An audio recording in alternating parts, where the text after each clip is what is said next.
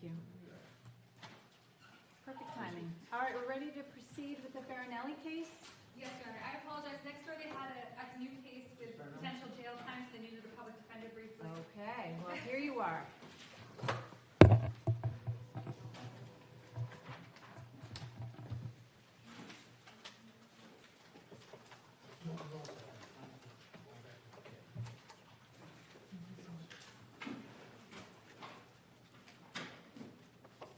All right, so we're back on the record in the matter of State versus Lynn Farinelli. That is case number 6-1-2024-7528. And also in part for my own benefit to ensure that I have everything right. So this case was last before the court on April 29th. That was for a trial date. The state rested, and I'm sorry, first of all, counselors, please identify yourselves for the record. Good afternoon, Your Honor. Caitlin Isherwood. Thank you. Madeline Mistakas with the public defenders for Mrs. Farinelli. And I do see that defendant is at council table, so you can have a seat. Thank you. So to recap, this matter was last before me on April 29th. That was for a trial date. The state rested. The defense moved to dismiss both counts 1 and 2 under State versus McComb. I granted the defendant's motion on count 1, finding that the evidence presented by the state did not fall within the conduct prohibited by section 1152 4.2 of the Rhode Island General Laws. I decided the statute 1152 4.2, which prohibits using a computer or other electronic device to harass someone, contemplated using an electronic device other than a telephone, and that using a telephone for the type of conduct at issue here was covered by the statute Ms. Farinelli was charged with violating in count 2.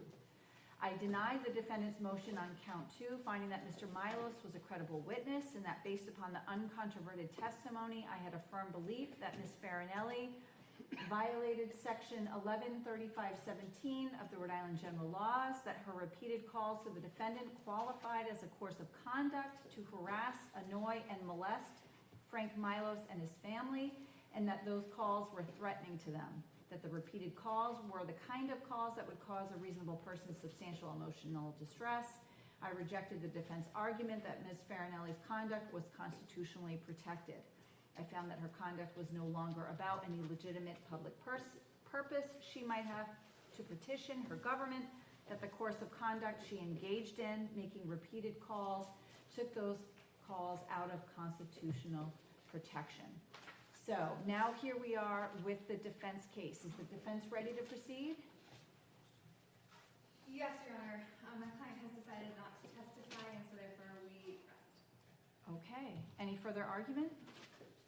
Yes, Your Honor. I would like to close. Okay. Then you certainly are welcome to do that. 1 minute.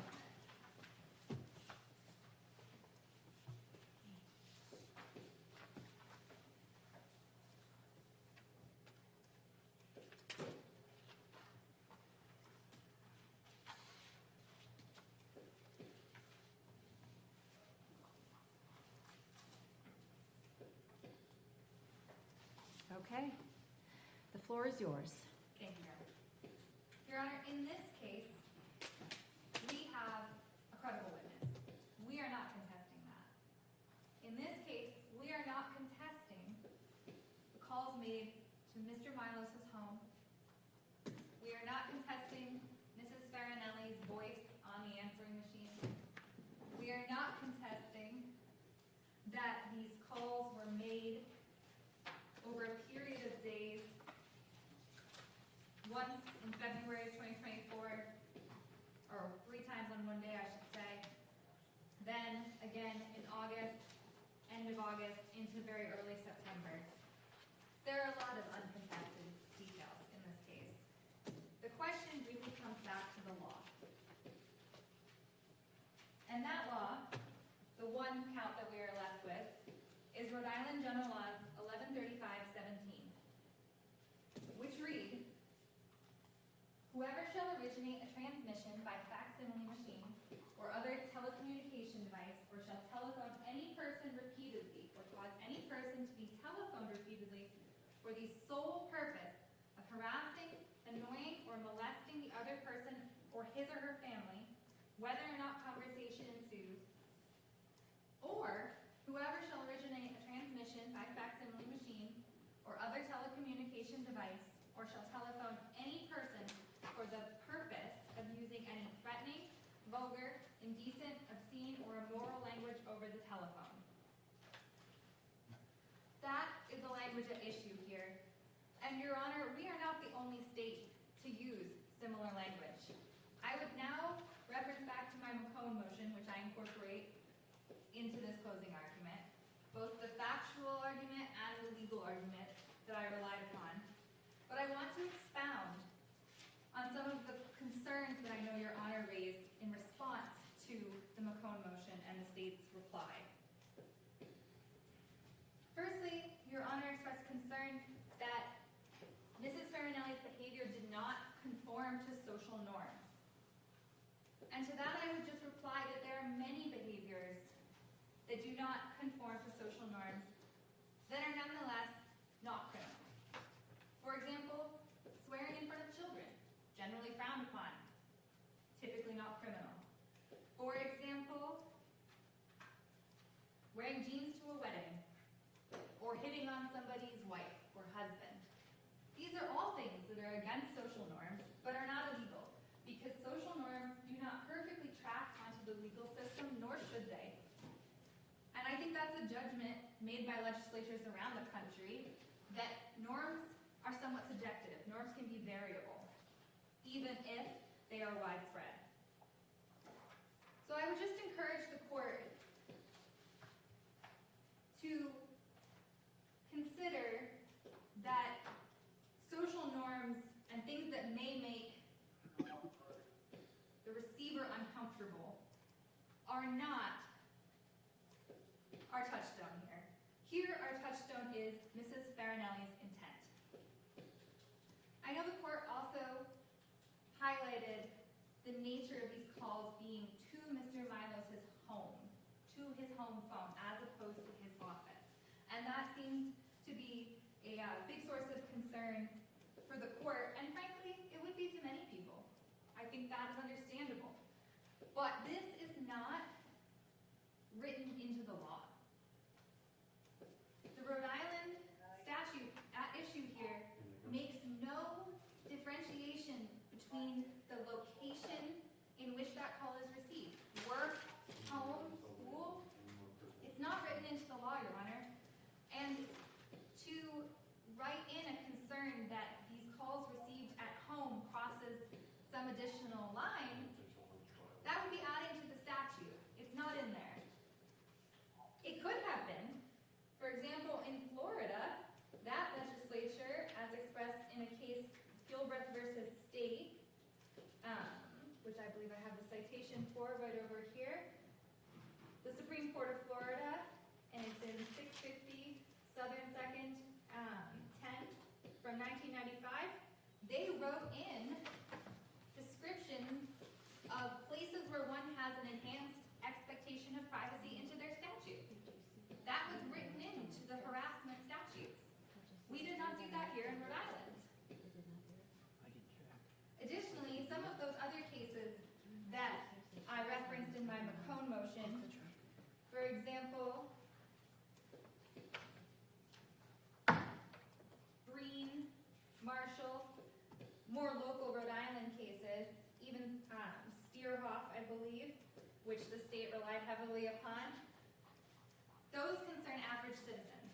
And a lot of times in these cases, they are receiving these unwanted communications at home, or at their car, or at their workplace. Again, there's no differentiation in this statute that says one of these places, any one of these places, crosses some extra line. Additionally, Your Honor, I found some interesting cases that crossed this line that is not written into our statute. One of them is Commonwealth v. Bigelow, B-I-G-E-L-O-W, decided by the Supreme Court of Massachusetts in 2016. Now this case, which is cited at 475 Mass 554, this case deals with a slightly different statute. Their statute for criminal harassment does not include that language solely to harass, but it is entirely focused on the nature of harassment. And this case takes a very had a series of letters, unpleasant, saying things like, you really fucked up this time, sounds good, you fucking asshole, calling someone a felon, calling someone corrupt, all sent to a town selectman at his personal home. Some were even sent addressed to his wife, talking about how the writer finds her husband corrupt, is accusing him of being a disgusting cheat, of sleeping with his secretary. These letters were sent to their home, and some were even addressed to his wife. The court very clearly found and ordered the complaint against the defendant dismissed with regard to the letters sent to the selectmen. And why?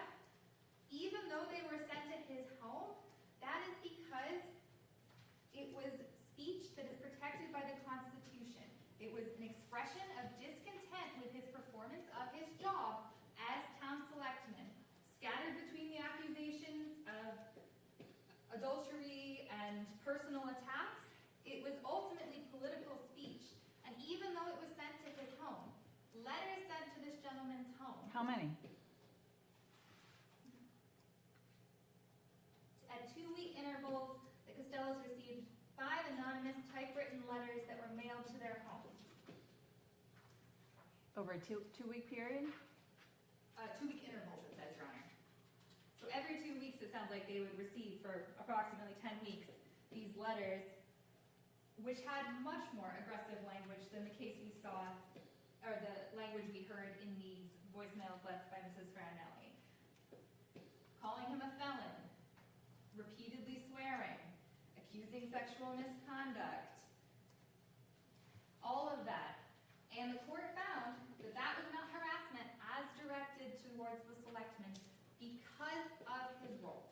Now again, this is not in accordance with social norms. It's not. We're not arguing that. But it's not against the law.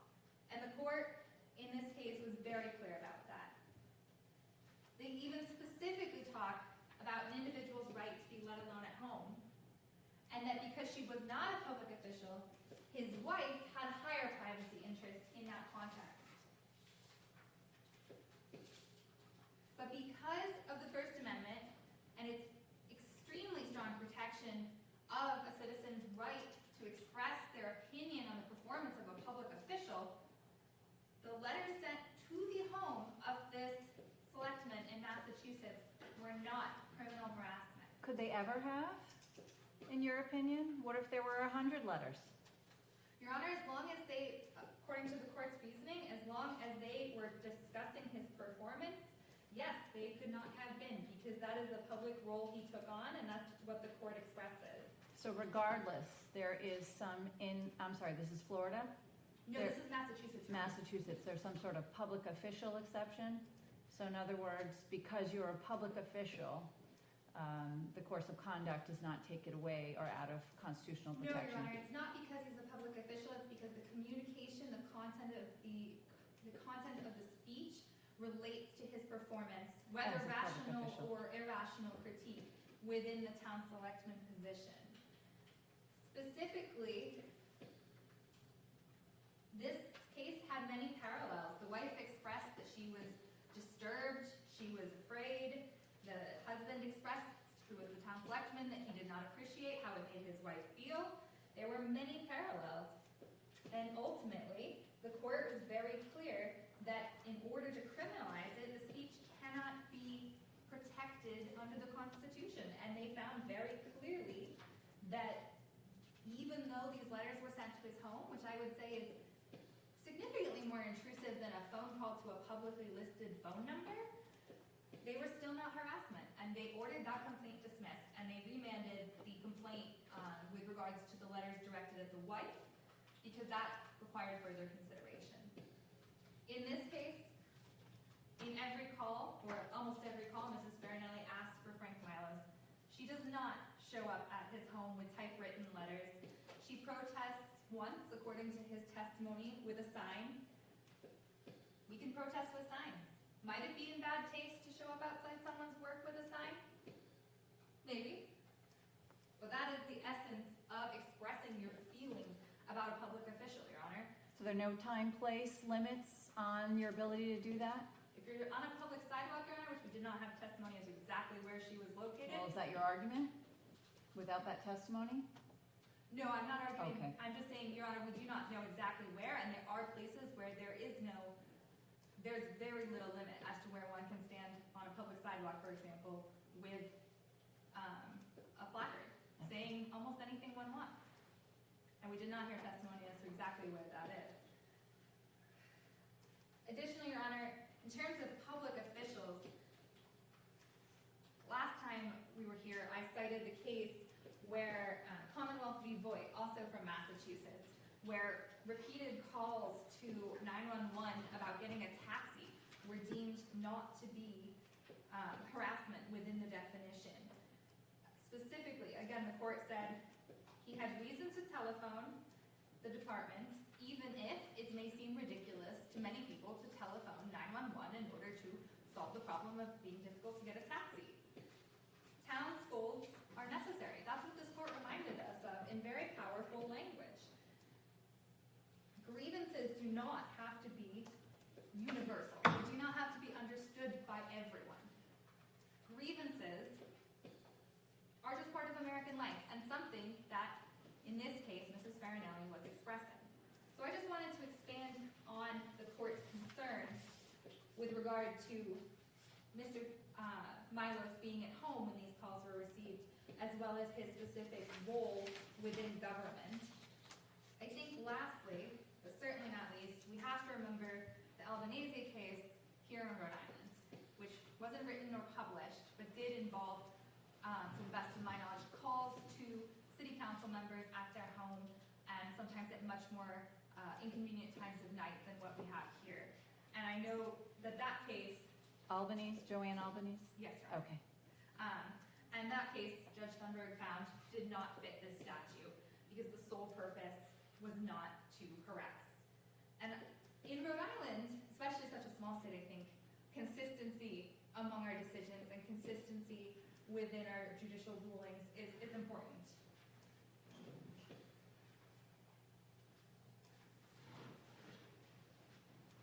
While I'm on this subject, Your Honor, the case that I just discussed, Bigelow, with the town selectman and the letters sent to his home, again, arguably much more intrusive than phone calls to a publicly listed number. Can't you just let letters sit in a mailbox? You could also just play it and delete it as Attorney Milos was doing at work, Your Honor. In this case, there's also a consideration that the court clearly has on its mind in Bigelow that you have a right to petition your government. You do. That's in the First Amendment. It's critical to democratic participation. And we heard testimony from Mr. Milos that Mrs. Farinelli was very involved in Pawtucket government. She made many APRA requests, some of which related to her son's death records, some of which related to other matters. She was actively calling his office. She was actively concerned with the ongoing involvement of Pawtucket police and what she believed their involvement might be with Turtle Boy Sports. She had a lot of concerns that stretched across the Pawtucket city government, and Frank Milos acknowledged that. And she was regularly petitioning her government. And specifically,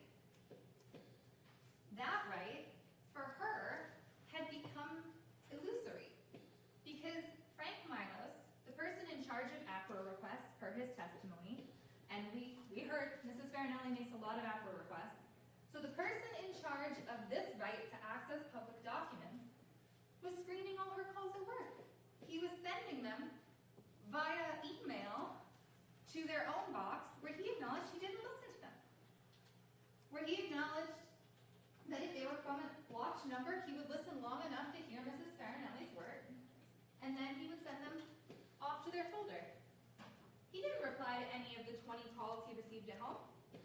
And in fact, he stated on redirect that he couldn't remember the last time he had spoken to her on the phone. He remembered seeing her in July of 2024 when she was outside his office, but he couldn't remember the last time he had spoken to her on the phone.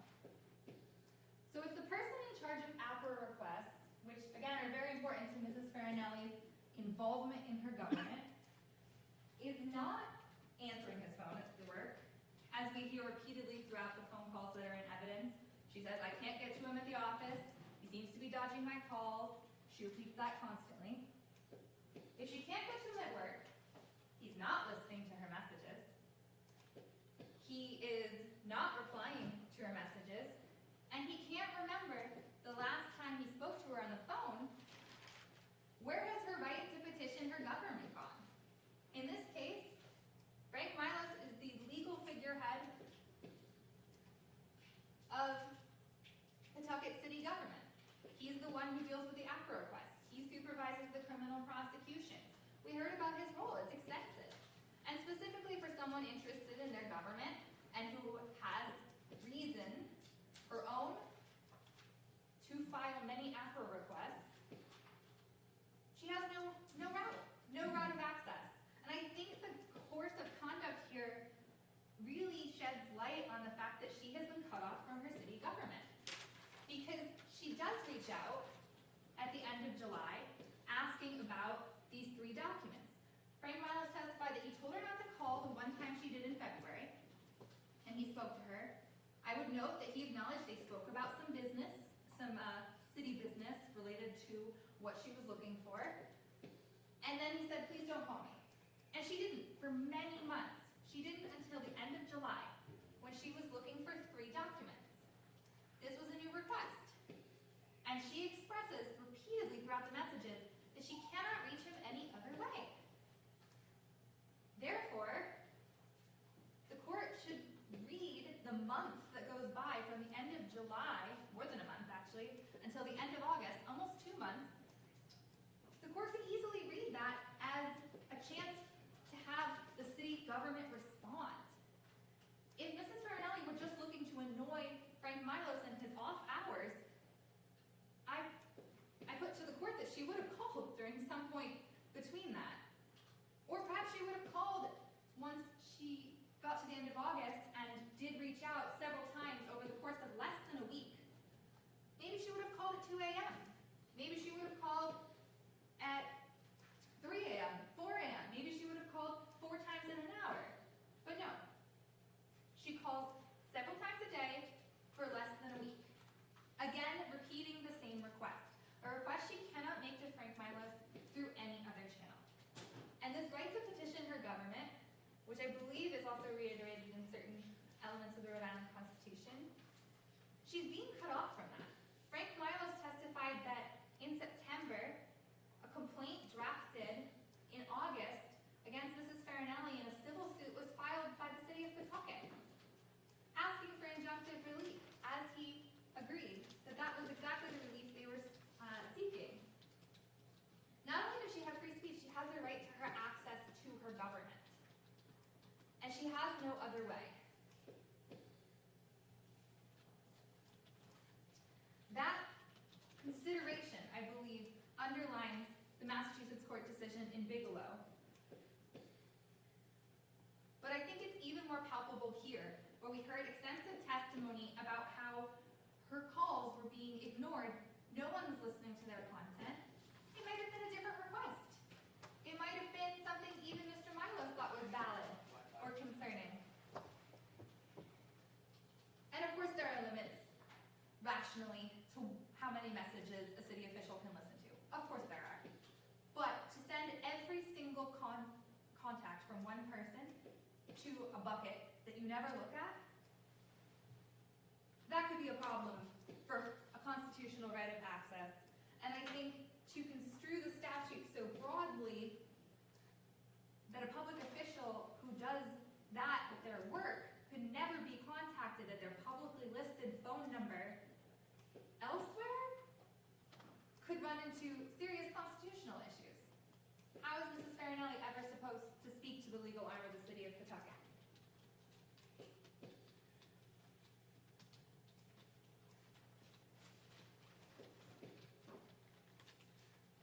I'd like to take us back, Your Honor, to the statute itself. I hope I've addressed some of the court's concerns with regard to Attorney Milos' official capacity and with regards to him being contacted at his home. I'd like to take us back to the very language of the statute.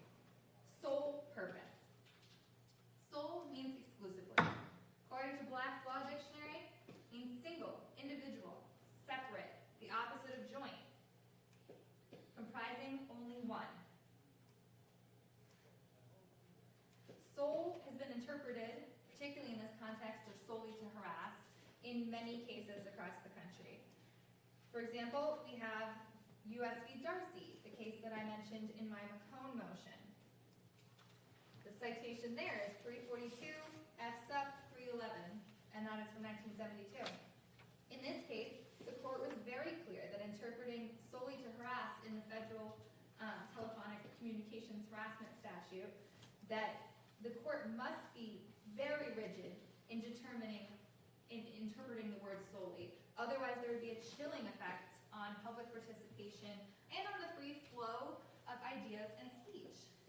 The court is very clear that the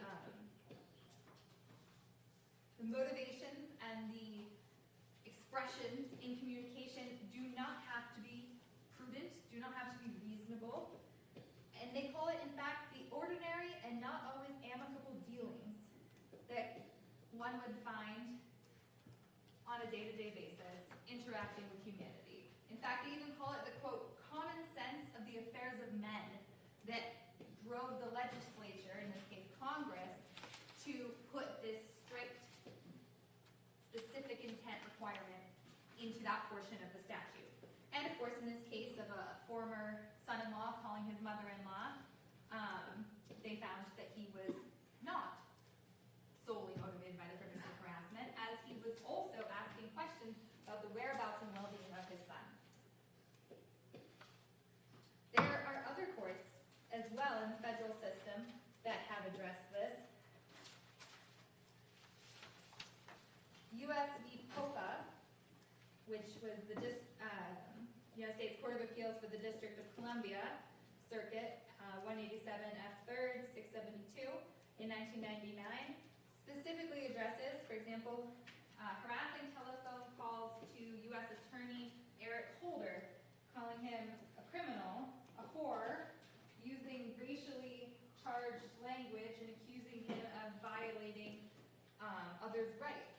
These calls, the court noted, specifically must be analyzed in a framework with an intent requirement which renders it narrowly tailored to protect First Amendment rights. Specifically, the government went on to argue in this case that Is this a new case, or did you cite this in McCone? I'm hoping I'm hearing just new things. I'm not, so you need to move it along. We're at 335. Yes, of course, Your Honor. This is a new case. Okay. I did not cite this in my McCone. So specifically, they say that the statute is already narrowly tailored and that it must be stringently interpreted.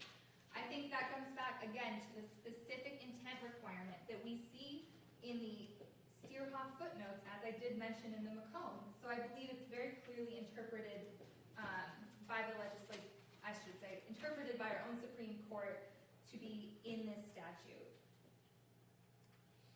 I will conclude, Your Honor, with just several more cases from Massachusetts, specifically State v. Patterson, which is also a case I did not cite in my McCone. And it is, I apologize, from Missouri, 534 Southwest 2nd, 847. And this is a series of calls by a mayor to a city clerk. And the calls were made to the grocery store at which the city clerk worked for her other job, Your Honor. And one was also made to her home. These were multiple calls a day, and they did get tense towards the end, even with a threat of arrest, but they often addressed city business. And again, the court was dealing with that construction of the phrase solely to harass. Very specifically, they said, had the General Assembly desired to dilute the statute to make it a crime to institute repeated calls with other intents mixed with harassment, it would have been a simple matter for it to have said or to have deleted the word solely.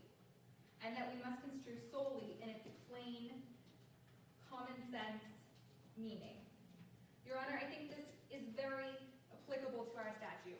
Sole purpose is subjective. It's specific intent. Purpose is defined as conscious intent in Black's Law Dictionary.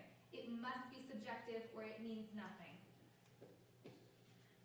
Again, in this case from Patterson, they described that the real or imaginary challenges which motivated the mayor's calling and which were the city business upon which he called gave a reason that was beyond beyond harassment. So he therefore was not calling solely to harass. It's not always reasonable, prudent, or above reproach, they described his behavior, but it did not fall within the ambit of the statute and could not be criminalized.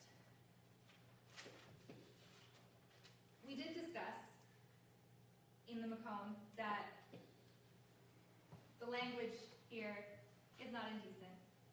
There's not excessive cussing. There's no sexual content. There's no violent threats. And the fact that Mr. Milos found any phone calls to his home threatening is certainly understandable. But again, the statute says, for the purpose of. Purpose meaning conscious intent of the person making the call. I think I was the one who found them threatening, not Mr. Milos. Understood, Your Honor. And that would be understandable as well. Commonwealth v. Strahan. Again, Massachusetts having an almost exactly parallel statute with the solely to harass language, very clearly indicated that the harassing effect is not what determines harassment in this case. It doesn't determine the intent of the person initiating the call.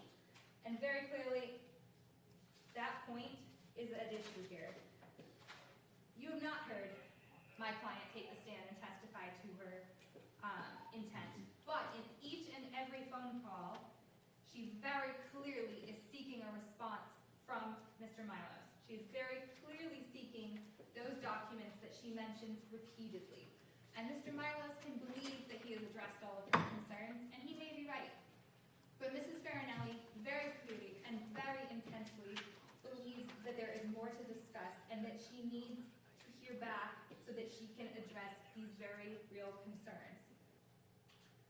It's not up to Mr. Milos to determine her intent. It's not up to Mr. Milos to determine whether she was intending to harass or threaten him. It is only up to Mrs. Farinelli. And listening to those phone calls, which again, I would quote from Commonwealth v. Wotan, which is a new case. I did not mention it in my Macomb.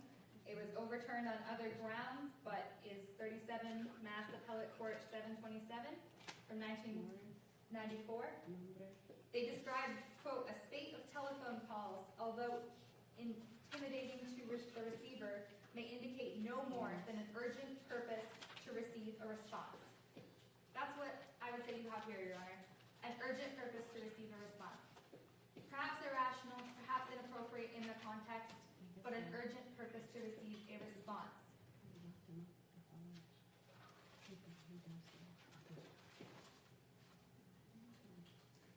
There were no threats, Your Honor.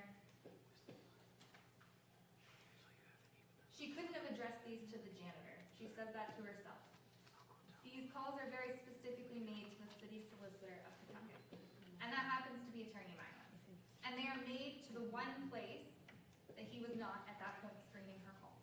Does she get to call me at home if she's unhappy with the trial of her case in courtroom 4E? Your Honor, I would argue it's not criminal. I would advise her against it, but I would argue it's not criminal. Thank you. Anything else? That's all, Your Honor. Do you have anything to add, or do you stand by your argument for Macomb? Your Honor, the state is going to stand by our argument. Okay. All right. So I think what the course of conduct does here is that's what determines whether or not these calls were solely to harass. And I have not heard anything new today that persuades me otherwise from my decision on the Macomb. A defendant cannot avoid criminal responsibility by stating some subjective legitimate purpose, like a need to get public information or complain about how a public official is doing their job. It's not the subjective reason or motivation that controls. And what our legislature has done, what our Supreme Court has done when interpreting statutes like this, is looking to the course of conduct. It's the course of conduct that's not at issue, not the intent behind the calls. It's not the word spoken. When there is a course of conduct, that when you review that course of conduct can be for no reason other than to harass. Your conduct is sufficient to violate the statute and does not get any constitutional protection. So just briefly too, with respect to whether or not her conduct was such that complies with societal norms, I think calls at home are never appropriate for a public official. And I think the reason why that is important to this determination is when determining whether or not the recipient of those calls should have been distressed by receiving them. So that's the purpose of that distinction. So based upon that, I stand by my earlier decision. I have a firm belief that Miss Farinelli violated 1135-17 for her course of conduct of calling Mr. Milos at his home. That those calls, because of the course of conduct, were sufficiently harassing and threatening to him and his family. So therefore, I find her guilty on count 2. Would you like to be heard on sentencing, Madam Prosecutor? Please, Your Honor. Your Honor, I know that there were many conferences before this trial began.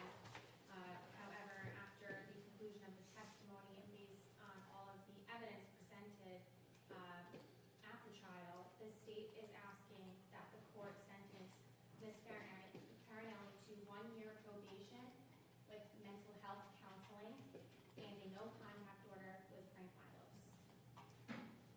Would you like to be heard? Yes, thank you, Your Honor. I know the court is aware from, as the state mentioned, our conferences on this matter, as well as some of the testimony, that Mrs. Farinelli has been long involved in the Pawtucket political process. And I would say that I hope the court considers in their sentencing her desire to remain involved, not contacting Mr. Milos, but just in city government in generally crafting the sentence here. I would also ask the court to consider that she has a long residence in Rhode Island without any criminal history, that she specifically suffered the loss of her son 10 years ago, and that a lot of her concerns with regard to the handling of his records lie at the basis of her contacts with Pawtucket city government. I would also ask the court to consider with regards to the mental health counseling that the pretrial services evaluation did not find she needed any, and that would be an additional burden on her, especially given her mobility issues and health concerns. So we'd ask the court to consider a filing with the no contact order. All right, so anything you'd like to say, Ms. Farinelli, before I sentence you on the charge? Yeah, You can do it. yeah, so, where do I go? You just say from here. Okay. If you'd like to address this, Feel right if she can sit, because it's hard for her to stand. okay. Anything you'd like to say before I sentence you? Yes, oh, absolutely. I never threatened Frank Milos. All right, we're not going back over the trial, but anything you'd like to say on the issue of sentencing? You have a right of allocution, so you can go ahead and exercise it. Okay, I don't have anything to say. No? Okay. I certainly can appreciate, ma'am, that you have suffered tremendously from the loss of your son. And I also can appreciate that you are feeling helpless in your situation because you think that you are not being heard. Having said that, you do not, and I'm certain that your family is broken over the tragedy that you suffered with the loss of your son. But that does not give you the right to then try to break another family by calling a public official incessantly at home. I had hoped to resolve this case pre-trial with a very generous offer of a not guilty filing with the no contact order, but you rejected that offer and you demanded your trial, and now you have had it. So with that, though, although I understand your suffering, I do think that this conduct, now that I've found her guilty, warrants a sentence. So I do sentence her to 1 year probation. I will order that she undergo a mental health evaluation and that she submit to any counseling that is deemed ordered as a result of that evaluation.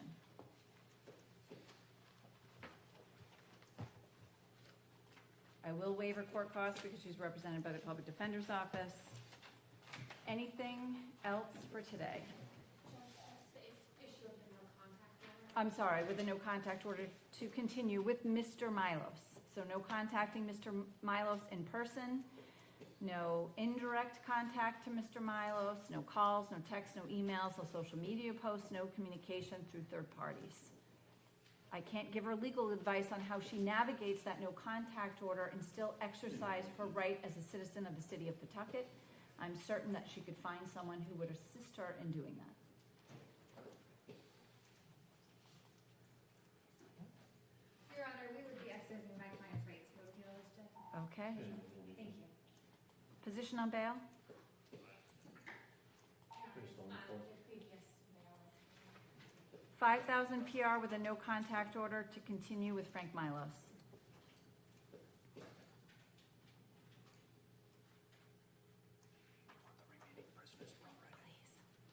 When you can bring those forward to the courtroom.